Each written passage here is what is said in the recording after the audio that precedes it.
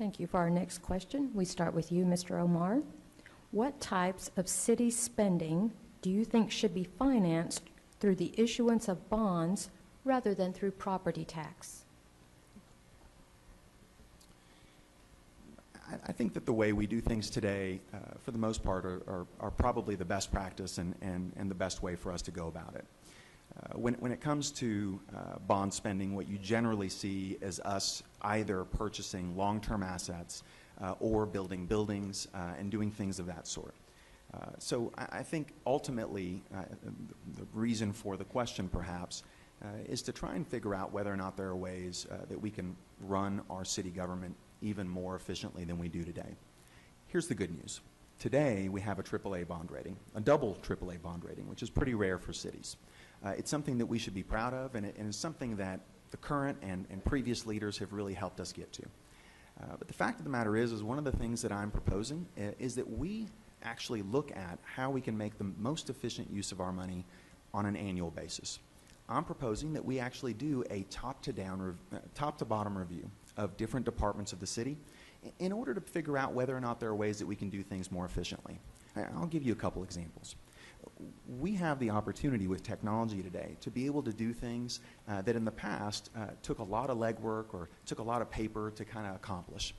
We have already, in the last 4 years, I think Councilman Dunn came up with an opportunity for us to use a paperless system for some of our billing, and that ends up saving us thousands of dollars. And so those kinds of efficiencies are things that we could more aggressively go find when we do a top-to-bottom review, when we do things like look for best practices.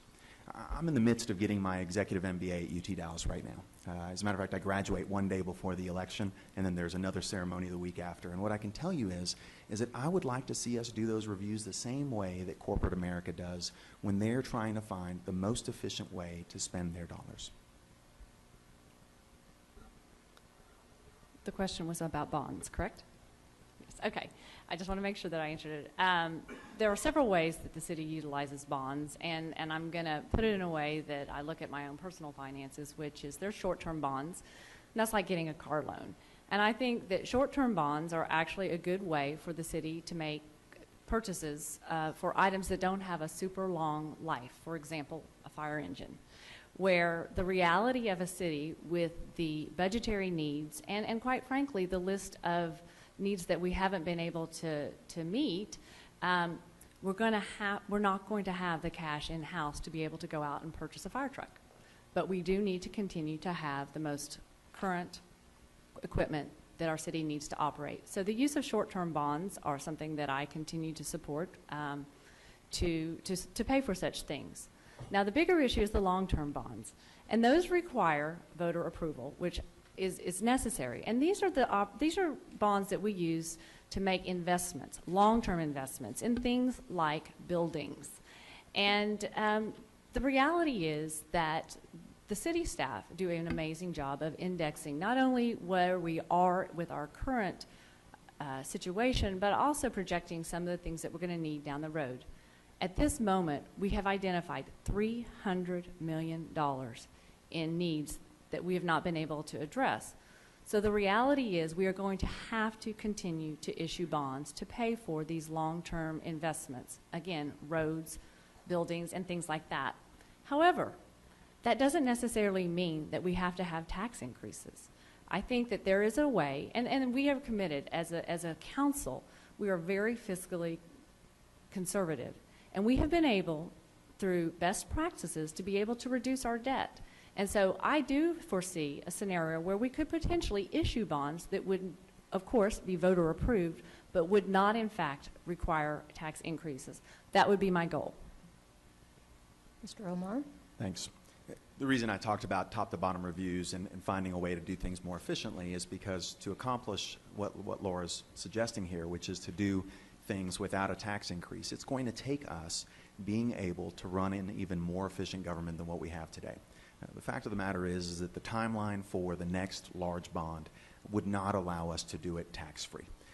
And so the way you get there is you get there by finding those efficiencies. And the way you find those efficiencies is by having the willingness to say, let's look at the way we do things and determine whether or not there's a better way to do it. There are so many cities that we can look to find best practices, other people who might actually be doing at least one or two things differently than us and maybe even more efficiently than us. And when we find those opportunities, we have the ability to save those dollars and have those dollars go towards things like paving our streets, paving and redoing some of our alleys. Those kinds of things will lessen the burden of what that next bond will be and allow us to do it in a tax-free manner.